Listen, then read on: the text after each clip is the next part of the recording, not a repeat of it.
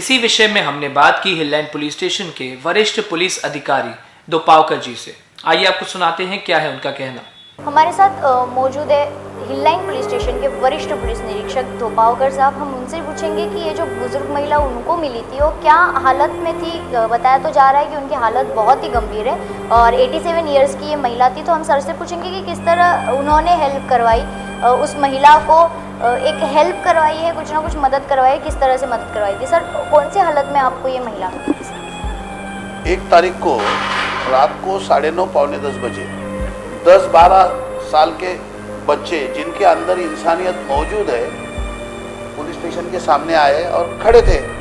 तो मैंने पूछा, बच्चों आप लोग क्यों खड़े हो? तो बोले, सर आपके लिए ही खड़े हैं और ये आपका रास्ता ही देख रहे। एक 90 के आसपास की उम्र की बुढ़िया को व्हील चेयर पे उसके घर के लोग प्रभारा मंदिर के सामने जो गली है वो गली के कोने पे छोड़ के गए व्हील चेयर के सामने।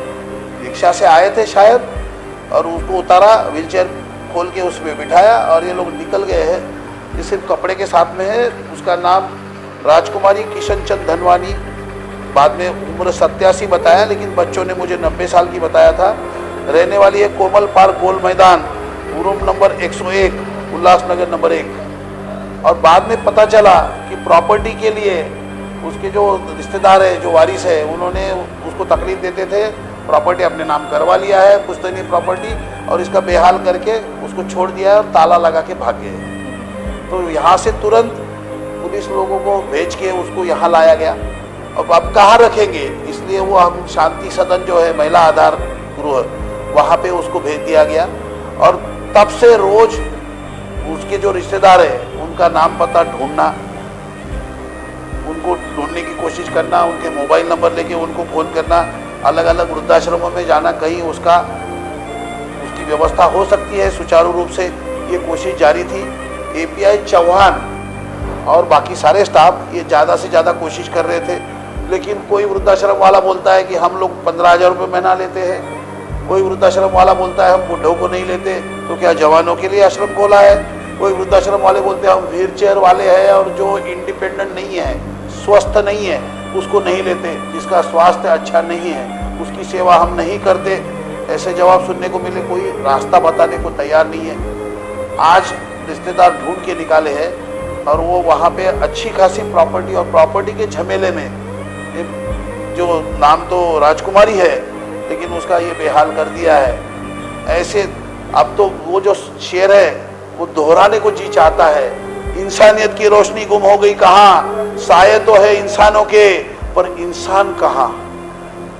शर्म आती है कि ऐसे इंसान भी होते हैं और हमारे ही गांव में बसते हैं और खाक में जाए ऐसी प्रॉपर्टी। जो आपके बुजुर्गों की सेवा आप लोग नहीं कर सकते तो फिर अपनों की सेवा नहीं कर सकते तो देश के लिए, दूसरों के लिए क्या जियोगे, खाक जियोगे। सर, तो उनके जो घर वाले हैं उनके ऊपर कोई कार्रवाई होगी, किस तरह की कार्रवाई आप लोग?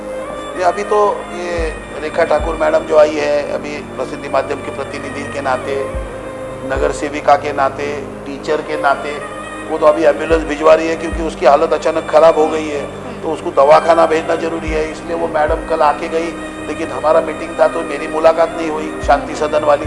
अभी वो मैडम बोल रही है तो सबसे पहले उसको दवाखाने में भेज के उसका इलाज करना पड़ेगा। उसके बाद में फिर सबकी मदद से जहाँ सुचारू रूप से उसकी अच्छी व्यवस्था हो, क्योंकि उसको देखते ही मुझे तो मेरी स्वर्गीय माँ नजदीकी देहांत हो गया, वो याद आ गई मुझे। अरे कैसे इंसान है।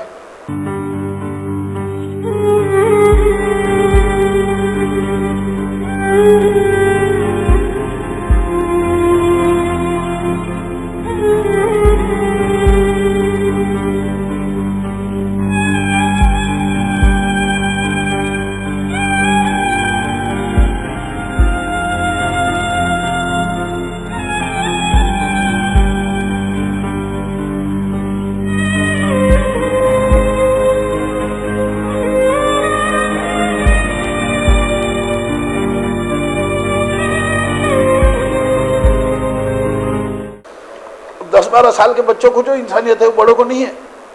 बच्चों के अंदर इंसान जिंदा है अभी तक।